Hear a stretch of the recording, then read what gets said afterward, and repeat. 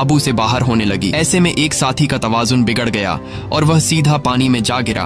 उसे तैरना नहीं आता था, वह डूबने लगा। ये देखकर क्लेमन ने पानी में छलांग लगा दी और किसी तरह उस आदमी को किनारे तक लाकर उसकी जान बचाई। दूसरी तरफ उनका दूसरा साथी उन दोनों को डूबने के लिए छोड़ देता है और अकेला आगे बढ़ गया। उसका दूसरा साथी बहुत ही लालची था। उसे लगा कि वो दोनों मर गए होंगे और लालच के चलते उसने अपने दोस्त का सोना भी खुद के पास रख दिया। थोड़ी देर बाद जब क्लेमन और दूसरा आदमी टेंट तक पहुंचे तो उस आदमी को अपने दोस्त पर बहुत गुस्सा आया और उसने उसे गोली मारकर उसकी जान ली। उसके बाद क्लेमन और वह आदमी ने सामान उठाया और सफर जारी रखा। वे दोनों कई महीनों तक इसी उम्मीद पर चलते रहे कि कोई इंसानी आबादी उन्हें मिल जाए। लेकिन दोबारा सर्दियों का मौसम आ गया और हर तरफ के जंगलात बर्फ की सफेद चादर में छुप गए। उस आदमी ने जो सामान उठाया था वह काफी भारी था, इसलिए उसे बर्फ में चलने में मुश्किल हो रही थी। ये देखकर क्लेमन ने उसका बोझ हल्का करने की कोशिश की और कहा कि कुछ देर के लिए अपना सामान मुझे दे दो। लेकिन यहाँ उस आदमी को शक हुआ कि शायद क्लेमन भी उसका सोना चुराना चाहता है, इसलिए उसने क्लेमन पर हमला करके उसे नीचे धकेल देता है, जिससे क्लेमन बेहोश हो जाता है। थोड़ी देर बाद क्लेमन को होश आया